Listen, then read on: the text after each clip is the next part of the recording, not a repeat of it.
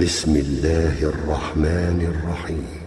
لم يكن الذين كفروا من أهل الكتاب والمشركين منفكين حتى تأتيهم البينة، رسول من الله يتلو صحفا مطهرة فيها كتب قيمة، وما تفرق الذين أوتوا الكتاب إلا من بعد ما جاءتهم البينة، وما أمروا إلا ليعبدوا الله مخلصين له الدين حنفاء ويقيموا الصلاة ويؤتوا الزكاة وذلك دين القيمة.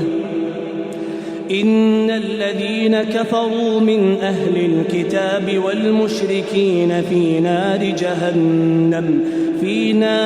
جهنم خالدين فيها، أولئك